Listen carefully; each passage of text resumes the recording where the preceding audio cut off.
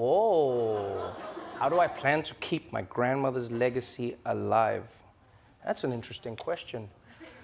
You know, I didn't say thank you for it. I just said it's interesting. No, I'm joking, thank you. It really is an interesting question because, you know what, this is probably one of the things that, that hit me the most was at my grandmother's funeral.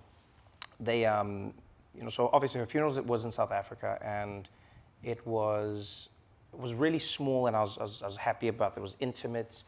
And if you've never been to an African funeral, basically the way they last forever, right? I think we basically, it's almost like Africans have said, the funeral must be as long as your life was. So it was really long, but it was actually quite enjoyable because all of my grandmother's friends spoke, all the friends who are still alive, right? Because she was 96, and then all her friends were speaking who were still alive, and they're telling these stories. And it was so crazy because they'd be like, I remember, and they were saying it in Xhosa. It's like, Namkumbulu Francis, you know, and they'd be like, I remember when I met her in 1948, and we went, you know, we went out together and we partied, and I'm like, my grandma partied, you know, and then other women would talk about.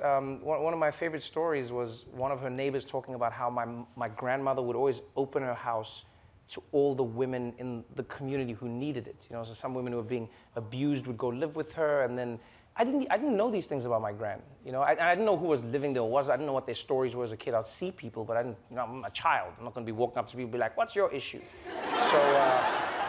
So what was fascinating was that, and I think what it left me with is my grandmother's legacy to me personally was like food and love.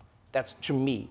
But I realized her legacy as a whole was more how she treated the people around her, everyone she came into contact with, you know, that she felt she could extend her heart to. It was really beautiful to see, and to see what she had left behind. You know, she left a legacy, she left friends. It was wonderful watching all these grannies give speeches that never ended. And then the pastor would have to like come in slowly. He's like, okay. He's like, okay, and like grab the microphone and then be like, and he's like, okay, that's enough. And I think that was it. So if there's one way I would try and keep my grandmother's legacy alive, is just by remembering the tiny impact you can have on somebody's life that may stick with them long after you're gone. That might be it. Yeah. So thank you for the question.